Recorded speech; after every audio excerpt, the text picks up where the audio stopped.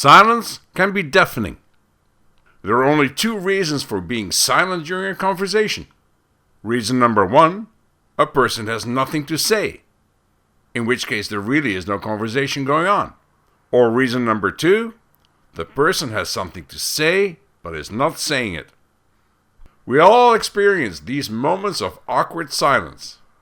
It often happens when there is a disagreement on an issue, and the silent party stops articulating its point of view. When that happens, the other party starts to panic.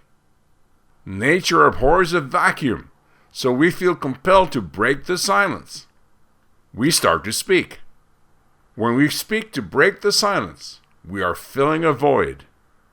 And we fill that void without the benefit of well thought out, meaningful, and properly articulated dialogue. When we panic to fill the silence, we usually fill it with drivel. Why do we feel so awkward during an extended period of silence? Why do we feel so compelled to fill the void? Why do we blink first? Simple.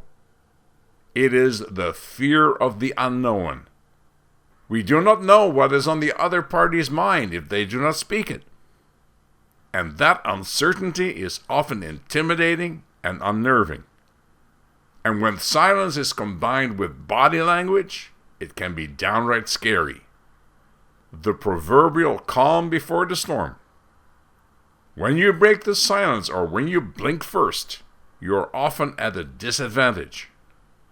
Great salespeople have honed the technique of the silent close to a fine art. Silence is control. The true beauty of language is not in the words. It is in the delivery and articulation. The late Sir Laurence Olivier, who was arguably the best Shakespearean actor in modern times, once said that the essence of a play by Shakespeare can only be found in the experience of its performance. Forcing students to memorize stanza after stanza is counterproductive. It simply alienates the student from the experience of the play. Shakespearean prose needs to be articulated, not regurgitated. The nuances in your voice are the interpreters of your emotions. If you enjoy classical music, and if you listen to a symphony by Beethoven, you will undoubtedly experience the emotional turmoil of the composer's character. But the subtle nuances that bring about these emotions are the result of the conductor's interpretation of the music. The intonations in your voice function the same way. They interpret your emotions. They convey your anger or displeasure. They betray your insincerities. They deliver your feelings of love and affection. If the eyes are the windows to the soul, then the voice is its echo chamber. The interpretation of your message will in large measure depend on the intonations in your voice. There will be times when silence is your best spokesperson. Show your clients how to take charge and be in control of their communication. It is what a life coach does. Let silence be an ally and not a distraction. Of all the things that could be said, the words that are not spoken are often the most powerful. They will always be understood, but they will never come back to haunt you.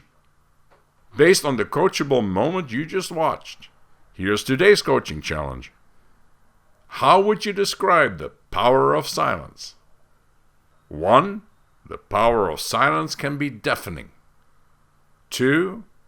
The power of silence is a great closing technique in sales. 3. The power of silence represents the fear of the unknown. Or 4. The power of silence equals control. The answer is number 4. The power of silence equals control. Check out all my online training at personacoach.teachable.com.